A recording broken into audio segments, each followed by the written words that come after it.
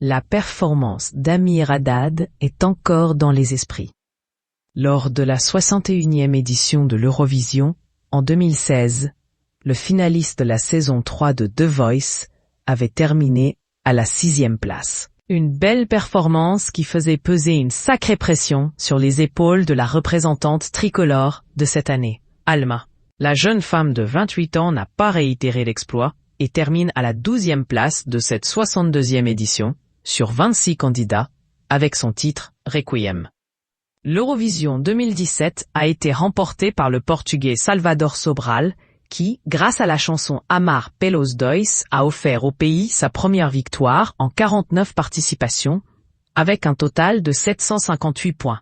L'artiste de 27 ans a interprété une ballade dans sa langue natale, loin des refrains pop des autres candidats. La Bulgarie et la Moldavie complètent le podium.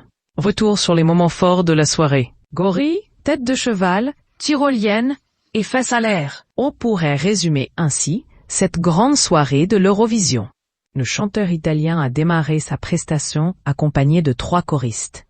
Jusque-là, rien d'anormal, mais tout a dérapé quand il a été rejoint par un gorille qui a exécuté quelques pas de danse. Il s'agissait bien entendu d'un homme déguisé en gorille.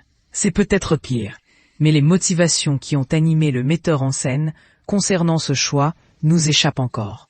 L'Azerbaïdjan a lui aussi donné dans le registre animalier, mais à un autre niveau, de n'importe quoi.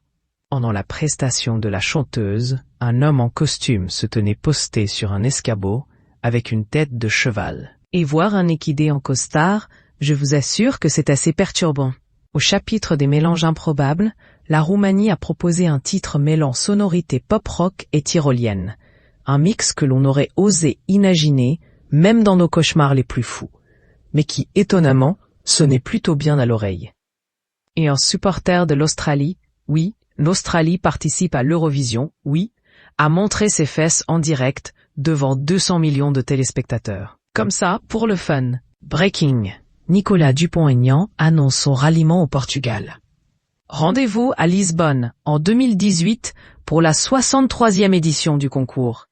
Et pour les retardataires, la prestation d'Alma est à revoir ci-dessous.